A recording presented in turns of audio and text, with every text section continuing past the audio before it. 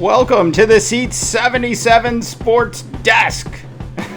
As always, I am Dave Dabbah, coming to you from the lush SEAT77 studios in the heart of the Silicon Valley. It is Friday, and it is a big show for you today. I'm wearing my golf shirt. I put the golf shirt on with the hopes that it will somehow motivate me to find some time to actually hit some white golf balls. Odds are it's not going to happen, but the golf shirt is on. The intentions are in the right place. So we got a lot to cover in today's big show. We're going to talk about Major League Baseball and can it survive during the start of the National Football League season. Eli Manning has scored some serious dollars. Gronk played great last night. We're going to cover the controversy. Can you believe that? There was some controversy in New England last night as the Patriots kicked off the season beating up on the Pittsburgh Steelers. The final of that was 28-21, but it wasn't as close as the score indicates. We're also going to get into a little bit of Floyd Mayweather controversy. Mr. PR machine himself, Money Mayweather, as we move into 24 hours away from his big fight, which is happening on Saturday night. Price is a little cheaper than the Pacquiao fight, and the question is, will anybody be watching? But some good controversy to cover, so we'll tease that out and cover it a little bit later in today's big show. So if you haven't heard, I mean seriously, so we got Deflategate. We got Spygate, and then I coined a new phrase yesterday called Liegate. And so last night, the New England Patriots hosted the Pittsburgh Steelers in the big kickoff game. Now, me and the family, we sat down and we watched the first quarter of the game before heading off to one of our local sports bars slash breweries. Now, we live in suburbia, and so we walk in. And I find just a fantastic seat, huge, like 80-inch television. I'm just staring at it. I can kind of see my kids, but I got the screen. It's like it's the ultimate seat in the restaurant. So we scored that. So super excited about that. And it just dawns on me as I'm there. I'm like looking around, and I couldn't believe. Okay, remember, heart of Silicon Valley. I couldn't believe how many Pittsburgh Steeler fans were actually at this bar. Now, it's one thing to see a lot of New England Patriot fans in the Silicon Valley because it's Boston, it's San Francisco, it's old technology, it's new technology. Those two cities, certainly have a lot in common as it relates to the .com bomb and era boom that we're currently living under. So it's not unusual that you would see a lot of Patriots fans rolling around the Silicon Valley. Steeler fans, on the other hand, I was really impressed, and some of the fans were so into it that they were, I could tell, they were actually listening to their Homer broadcasts while watching the big screen in suburbia Silicon Valley, or as I call it, the Silly Con Valley. So if you didn't hear what happened last night, so obviously, the Patriots won. They looked great. Tom Brady was fantastic. I wrote a blog last night, and said justice served, because it was. And one of the great parts of the evening, the Patriots were up 28-14, and the fans started the "Where's Roger" chant. As I mentioned a couple days ago, it was really shameless that Roger Goodell did not show up for the opening game. And I think it says a lot about his character. And I think the NFL is going to have to make a move at the end of the year. And I think that's it for Mr. Goodell. You got to show up to these things, Roger. So anyway, so the game starts. And midway through the broadcast, there was a report that came out that said the communications between the coaches we're having some issues. Now, how it works is there's two separate communication systems on the sidelines. There's the communication systems between the quarterback and the coaches. Okay, that system was fine. The second communication system is between the assistant coaches and the head coach and all the other coaches, and probably the people that deflate and inflate footballs. So that's what you see when you watch one of these games. You see all the people with their headsets on and they're talking to people and all those things. So on the Pittsburgh Steelers side of the fence, and I love Mike Tomlin. This just happened to be one of those games where I was actually rooting for the Patriots. I just wanted some justice to be served. Where's Roger? Where is Roger? So midway through the first quarter, there was a report that came out that said the headsets, the communications between the assistant coaches in the booth, they're sitting up top in the stadium, and the Pittsburgh Steelers head coaches and the coaches on the field were not working. Guess what they were actually listening to on their headsets? The New England Patriots radio broadcast was being broadcast into their headsets. Now look, the NFL actually handles the systems. The systems are not handled by the Patriots, but you really got to kind of wonder, what was going on. I mean, I think it's a hilarious state, and a super funny thing that occurred last night. Imagine you're Mike Tomlin, and you're talking to your assistant coaches, and suddenly the New England Patriots radio broadcast breaks into a Gronk touchdown. You're going to be pretty pissed off too, and Tomlin certainly was pissed off last night as well. So I got to tell you this quick story before we get into Eli Manning's gigantic contract, because it's a gigantic contract. Trust me, it's huge. It's big money for Eli.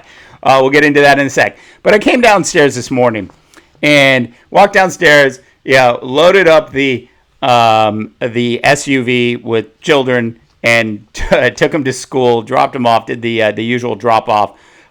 Came home, and my wife was getting ready to leave for work, and she was just finishing up loading the big dishwasher, and then I see her reach in, and I see her take a packet, and she takes this tiny little packet, she puts it in the dishwasher, and then she hits start, and she walks away. And I'm like, hey, honey, what was that? And she goes, well, that's the detergent. It now comes in a pre-packaged packet, and then you just drop it into the dishwasher, and it goes. And I'm thinking, oh my God, finally, the mystery has been solved of how much detergent do I really need to put into the dishwasher to make those plates shine.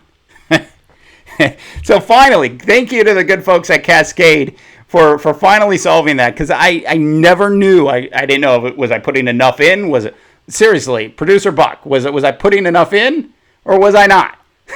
I could never tell what I was doing when it came to detergent in the dishwasher. So thanks to the folks at Cascade for the small little packets. Now, if you haven't heard, Eli Manning has just signed an $84 million extension. It's a 4-year extension, which is going to net him $84 million. Now, keeping things in perspective, Cam Newton, who hasn't really won anything, got $103 million over 5 years. So basically the same deal. But all Eli has done is won 2 Super Bowls for the New York Football Giants. He plays in New York, not in Carolina.